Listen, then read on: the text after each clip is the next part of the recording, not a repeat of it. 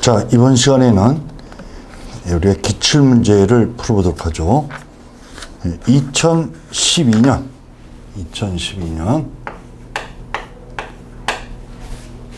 3월 4일 시행된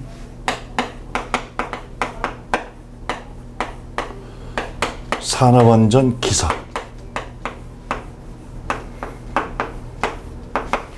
네. 우리 산업안전 기사는 우리가 120문제가 출제되죠. 120문항이.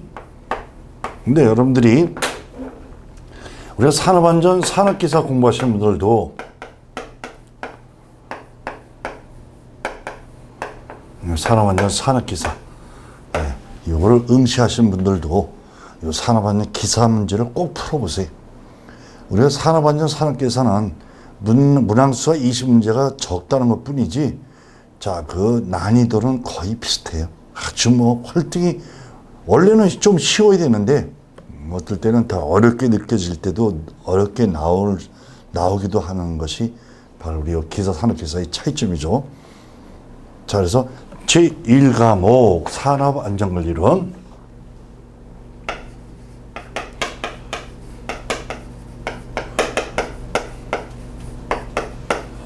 산업안전관리론.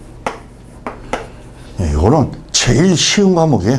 우리가 6과목 중에 제일 쉬운 과목. 이건 80점 이상, 목표 80점 이상.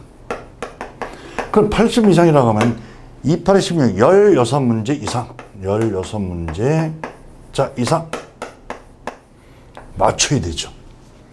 그래서 항상 우리가 그 목표를 정해놓고 또 학습 계획도 정해놓고 그리고 우리가 학습을 할 필요가 있죠.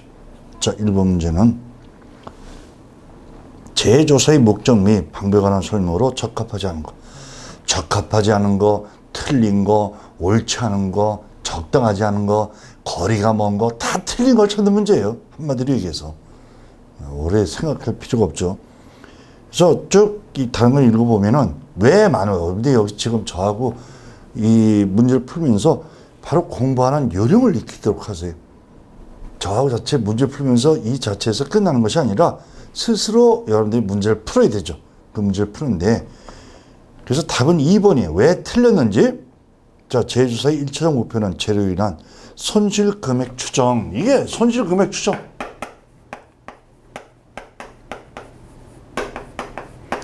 자, 여기 줄을 치고 그 밑에 X를, 빨간 줄을 긋고 빨간 거에다 X 틀렸다. 뭐 손실 금액을 알기 위해서 재조사를 하는 것은 아니죠. 또 책임 추궁을 하기 위해서 다 X? 다 시험에 나왔던 거죠. 그래서 왜 틀렸는지 이걸 확인한 다음에 다른 내용들, 자, 가번, 또 3번, 다번, 라번, 왜 맞는지 한번 꼭 읽어보고요. 자, 그 밑에 우리 해설에서 재조사의 목적, 또 그 재조사 방법, 자, 이런 거 꼭 알아둬야 되죠. 자, 2번은 요 재발생 과정을 나타내는 거죠. 자, 그래서 산업재해 발생 원인은 여러 가지 요소가 복잡하게 얽혀 발생하는데 다음 재해의 발생 형태에서 연쇄형이 한 가지, 자, 요 원인이 바로 사고로 이어진다.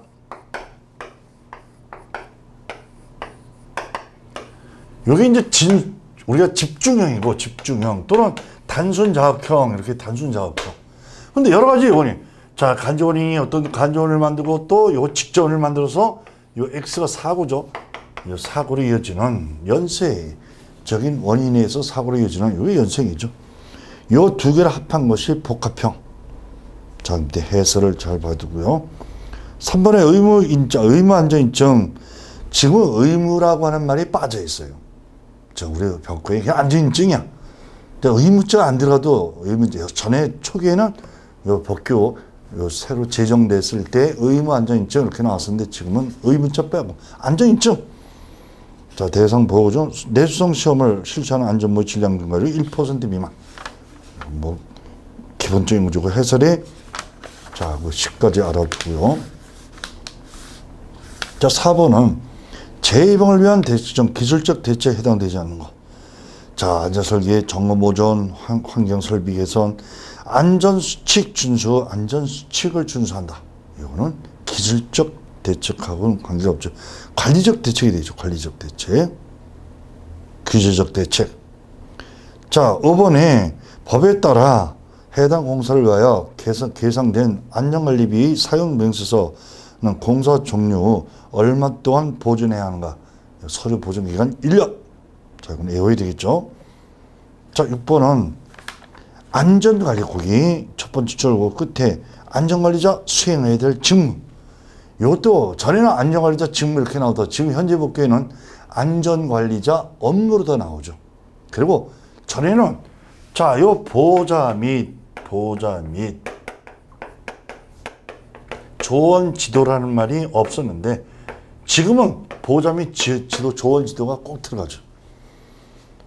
자, 여기 산업안전보건위에서 심의결한 사항, 그 이번에 해당 사업장 안전보건 계획 수립 및 실시에 관한 보호자 및 조언 지도 이렇게 바뀌었죠.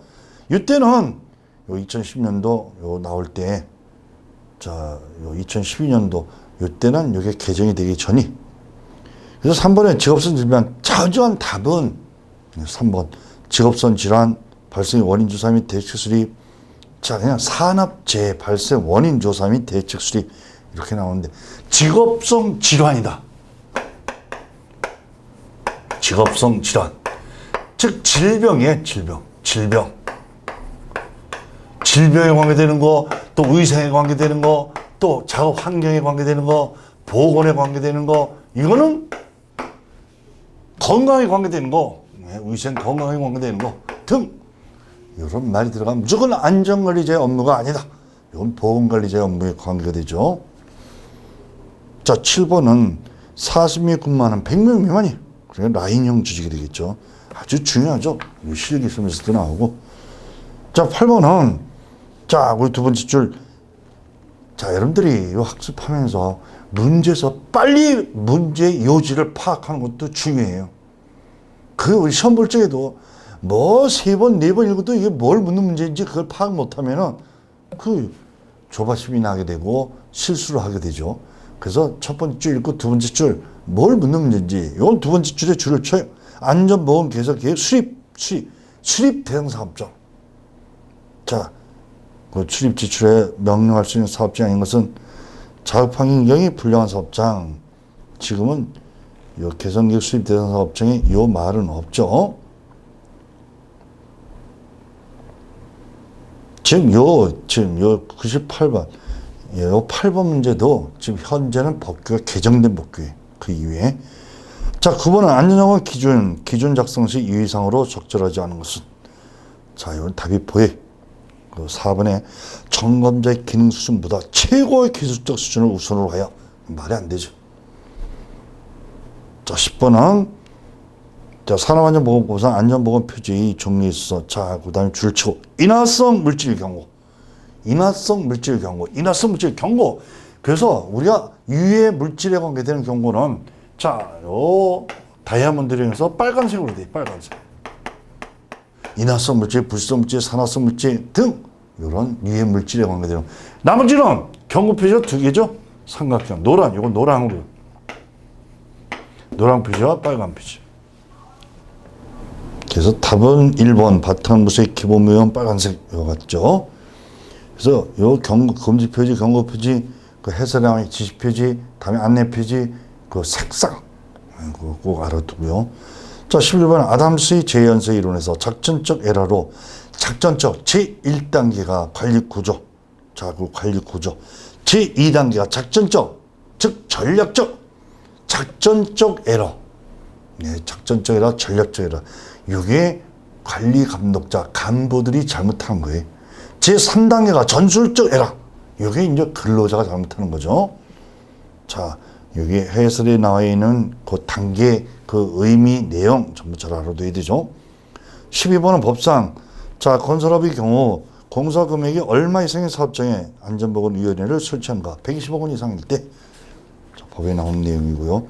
자, 13번은 우연미지 훈련이 사람들이 있어서 실시해야 된 브레인스토밍의 기법, BS4원칙. 자, 볼 수 없는 것은 타인의 의견에 대해 비평하지 않는다. 비판금지. 타인의 의견을 수정하여 발언하지 않는다. 수정하여 발언한다. 수정 발언 들어가 있죠. 타인의 의견을 덧붙여서 발언하는 수정 발언. 자, 비판금지, 수정 발언, 대량 발원, 자유분방 아주 중요하죠. 자, 44번은 하베이 제시하는 안전이 3위에 해당되지 않는 것. 에코노미, 경제 이 말은 없어요. 자, 엔지니어링, 에듀케이션, 엔포스먼트. 우리 실기시험에 쓰는 것도 잘 나오죠. 자, 15번은 법상 건설 현장에 적용하는 자, 리프트 곤돌라는 최초 설치한 날로부터 몇 개월마다 안전검사를 하는 우리가 건설 현장에 리프트 곤돌라 이건 6개월마다 원래 최초 3년째 될 때 검사를 하고 그리고 매 2년마다인데 건설 현장에 있는 승강기 리프트 곤돌라는 매 6개월마다 자, 그 해상랑이나 안전정 주기 꼭 알아둬야 되죠. 자, 16번은 제설의 분석 내용으로 옳은 것은 자, 작업자가 벽돌을 자, 운반하다가 떨어뜨려 벽돌이 발등에 부딪혔다. 떨어뜨렸으니까 낙하해요. 그리고 기물도 벽돌이고 가해물도 벽돌이고 답은 1번이죠. 자, 이 문제는 우리가 실기 작업형에서도 나올 수 있는 문제죠. 17번은 시설물이 안전관리에 관한 특별법상 안전점검이 종류가 아닌 것은 시설물 안전관리는 그 지금 법에 우리가 그 일반 우리 지금 산업안전보건법이 아니라 자, 국토부법 거기에 나오는 내용이죠. 그래서 그 임시점검이라는 말은 없어요. 정기점검, 정밀점검, 긴급점검 이 세 가지만 있지. 18번은 한이티 제코스 선정에서 직접비와 간접비 이 비율로 오른 것은 직접비 대 간접비 비율은 1대4. 답은 2번이죠. 19번 무제운동 추진 시 무제시간이 산정 기준에 있어서 건설 현장 근로자.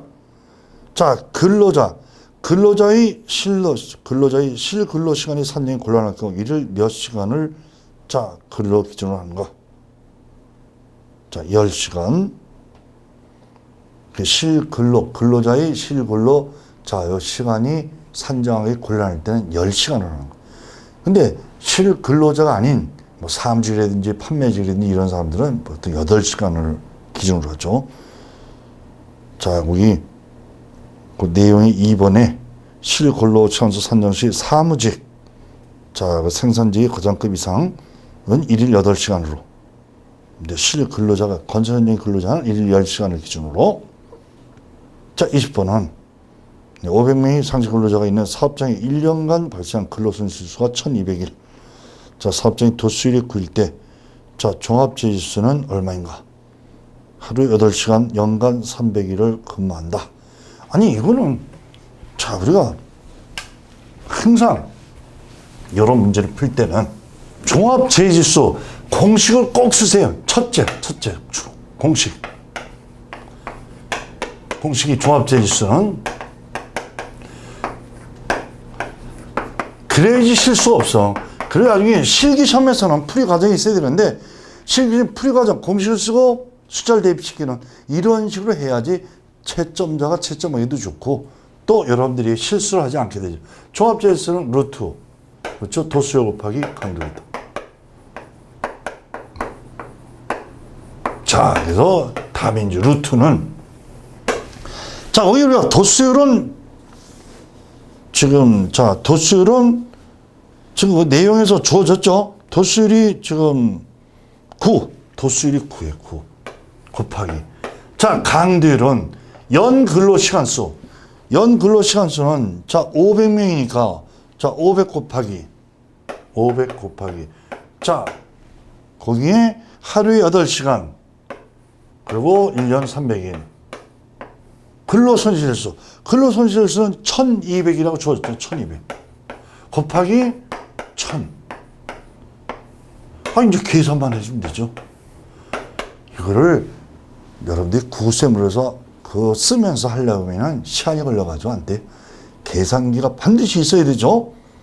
우리 건설안전 기사시험이든 산업안전 기사시험이든 우리가 또 뭐든 다른 어떤 자격증들도 기술 자격증이라고 했을 때는 계산기가 없으면 안 돼.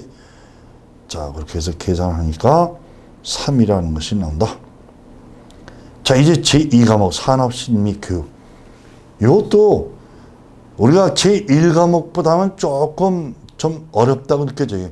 근데 그 내용 자체가 애매한 그런 어떤 내용들이 있기 때문에 1과목보다는 좀 어렵죠. 좀 어렵다고 하면 70점. 목표 점수를 70점. 자, 우리가 산업안전 산업기사 같은 경우에는 요 제1과목, 제2과목이 한 과목 20문제로 다 나오죠. 21번은 법상 사업 내의 안전보건 교육증. 자, 그 다음에 줄체 채용시 교육 및 작업 내용 병시. 자, 채용시 및 작업 내용 병시 교육 내용. 채용시 교육 내용이나 작업 내용 교육 내용이나 각자 거기서 자, 아닌 거. 여기 보면은 4번에 건강 증진 및 질병 예방에 관한 사항. 자, 이건 근로자의 정기안전보건 교육 내용이 들어가죠. 그래서 특히 여기 근로자의 정기안전보건 교육 내용과 채용시 작업 내용, 그 교육 내용, 이걸 비교해서 구분할 수 있도록 해주고요. 또 우리가 관리감독자, 요 관리감독자의 정기 교육 내용, 이것도 시험에 나오죠. 아주 중요하게. 우리 특별교육 내용도 시험에 나오는데 그거는 우리 시험에 나왔던 것만 공부해야지 그 대상 사업장이 38개나 되는데 그거 다 우리가 알 수 없죠. 자, 22번은 반복적인 재해 자 발생자를 상황성 누발자, 소지성 누발자로 할 때 자, 우리 상황성 누발자 재해 유발 원인. 상황성 누발자는 재해를 발생시킬 수 있는 상황 속에 있기 때문에, 기회 속에 있기 때문에. 예를 들면 위험한 기계 작업을 하니까 사고 발생될 수 있어요. 위험한 기계 작업을 하지 않고 사무실에서 사무 작업만 하면은 그런 위험성이 없죠. 자, 그래서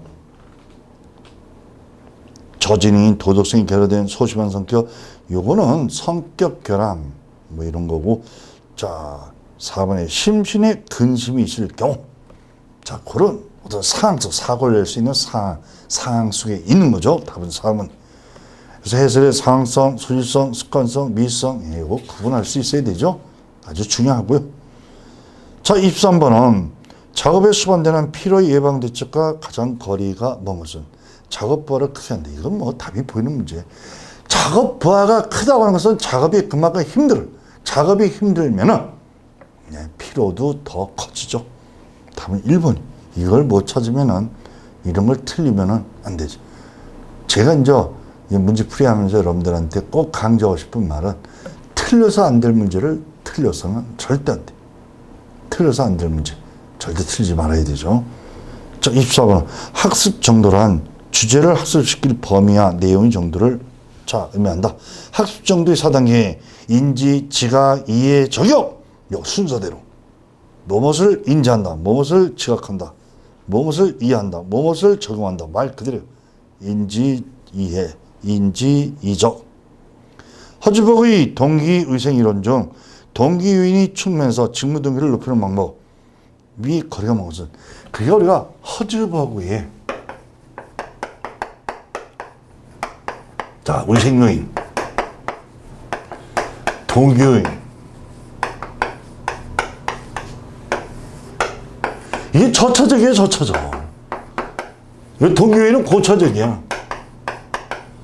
그래서 어떤 직무 환경에 관계되는 게 요의생이고, 자, 일 자체, 그 직무 자체, 그 뭐 성실감이라든지 만족감이라든지 창의력이라든지 뭐 이런 것들은 동기요인이 되죠. 그래서 이것도 답이 보이는 문제. 1번에 급여가 인상된다. 이거는 의생요인이죠. 자, 상사로부터 인정을 받고, 자, 자율성 부여와 권한이 유인되고, 직무에 대한 개인적 성취감 등. 26번은 사고 계획성 이론에 관한 설명으로 틀린 것은 자, 어떤 특정 환경에서 훨씬 더 사고를 일으키고 싶다. 요거와